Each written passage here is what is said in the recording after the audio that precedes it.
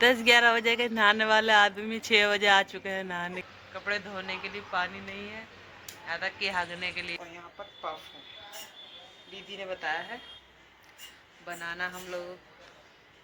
Hello दोस्तों, जय श्री श्याम। कैसे आप सभी? उम्मीद है आप सब अच्छे होंगे। तो देखिए, आज मेरे ब्लॉग की शुरुआत हो रही है सुबह के 5 बजे से, और मैं सो के उठ चुकी हूँ। मॉर्निंग में 5 बज चुके हैं।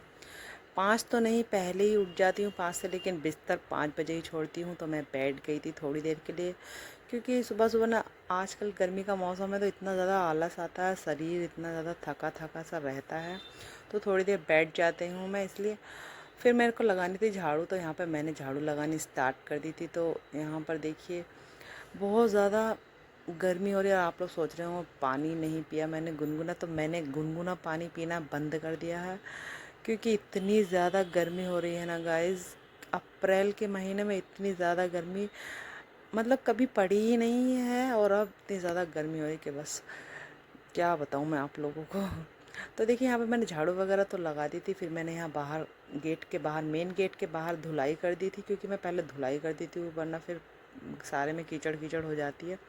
उसके बाद मैं आ गई थी पोछा लगाने, और पोछा लगाने मैंने जैसे ही देखा कि मैं पोछा लगाना है मेरे को, पोछे का कपड़ा ही नहीं था गाइज़, वो ऊपर ही रह गया था छत पर, और मैं जो हमारा छत पे जाने का गेट है वो बंद था।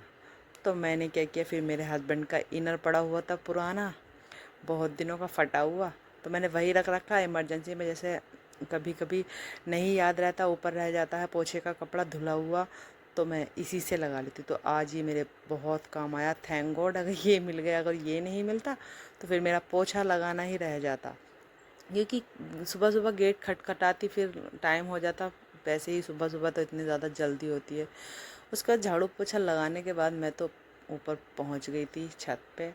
और देखिए, सुबह सुबह का इतना नज़ारा देखिए आप लोग, ऐसा लग रहा है जैसे दोपहर हो गई हो। एक जेंट्स बाहर आके कोलगेट कर रहे थे, और यहाँ पर 2 लड़के ये बॉल ढूंढ रहे थे कूड़े में से।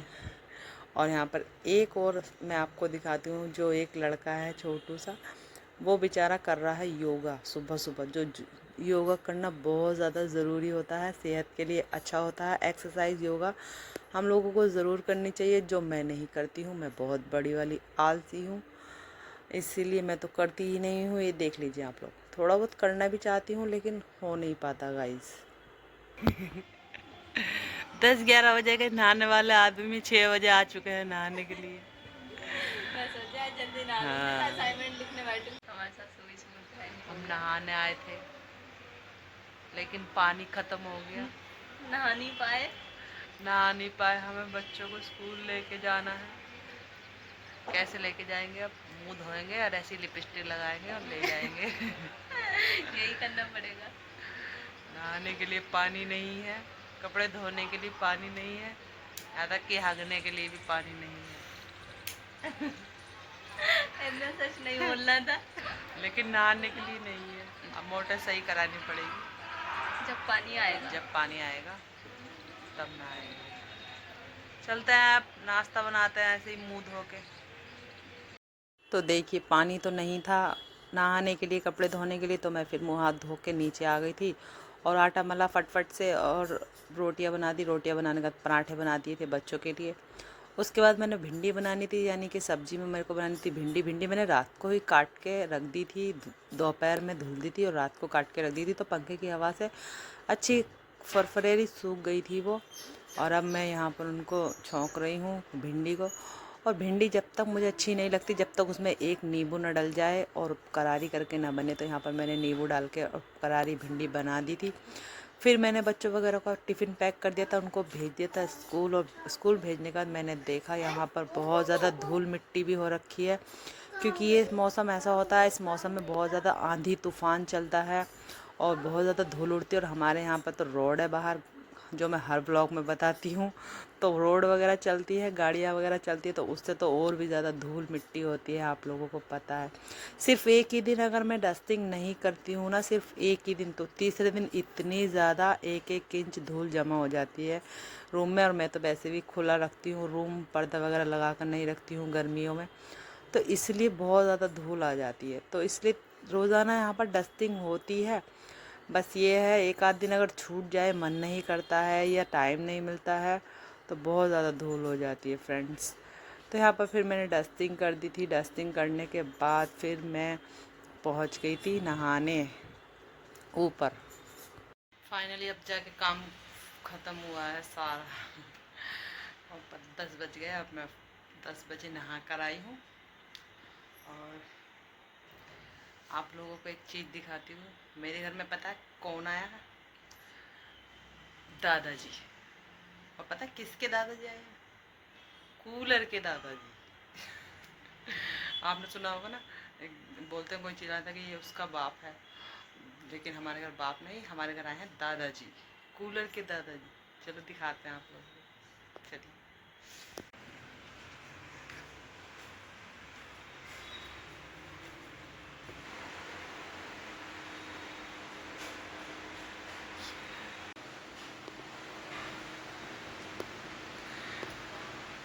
तो देखा आपने गाइस, ये हमारी मम्मी लाई हैं, सासू माँ कूलर। ससुर जी सासू माँ ने मंगाया है, वही लोग सोते हैं इसमें। लेकिन इतना बड़ा है वो, कोई नहीं, पूरी फैमिली सोती है तो आराम से उसमें सब लोग सो जाएंगे और पूरे रूम में हवा जाएगी। छोटा होता है तो कम हवा देता है, और बड़ा है तो ज़्यादा हवा देगा आराम से। कितने भी लोग सो जाएंगे उसमें आराम से, इसलिए वो सही है, कंफर्टेबल है, अच्छा है। बड़ा है तो क्या हुआ। बस स्पेस ज़्यादा लेता है, बड़ी चीज़ स्पेस ज़्यादा लेती है, बट कोई नहीं, ठीक है, फैमिली के हिसाब से सही है। 5-6 लोग आराम से उसमें सो सकते हैं, है ना। तो आप लोग भी बताइए, आप लोगों के घर भी कूलर आ चुका है? कमेंट करके बताइए किस किस ने न्यू कूलर ख़रीदा है, किस किस को अभी आगे ख़रीदना है। शायद मैं भी ख़रीद सकती हूँ। मेरे रूम में बहुत ज़्यादा गर्मी होती है, बहुत ज़्यादा गर्मी होती है। गर्मी मुझे बहुत ज़्यादा बुरी लगती है, मुझे गर्मी बिल्कुल बर्दाश्त नहीं है, मुझे बिल्कुल पसंद भी नहीं है। I hate summer. तो चलिए, मेरे को भूख लग रही है, थोड़ा सा कुछ खा लेती हूँ। कुछ किया मैंने, सुबह भिंडी और रोटी बनाई थी, तो एक पराठा रखा है, मैं एक पराठा और थोड़ी सी भिंडी खा लेती हूँ। आप लोग भी खा लीजिए। चलिए खा लेती हूँ। लीजिए, भूख लग रही है बहुत तेज़ी से मेरे को तो। भिंडी और पराठा।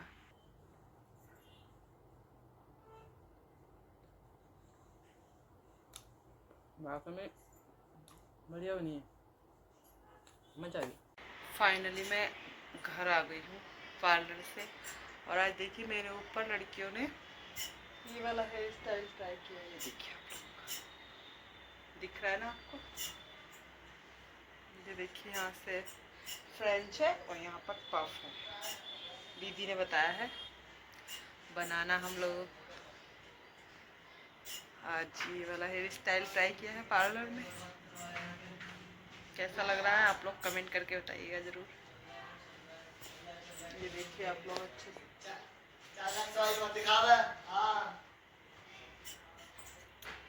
कैसा लग रहा है गाइस, कमेंट ज़रूर कर देना, और वीडियो को लाइक कर देना, चैनल को सब्सक्राइब कर लेना। और इस ब्लॉग को मैं यहीं पर एंड करती हूँ। आप लोगों को अच्छा लगा हो तो लाइक कमेंट शेयर कर देना, चैनल को सब्सक्राइब कर लेना। मिलते हैं नेक्स्ट वीडियो में, नेक्स्ट ब्लॉग में। Bye guys.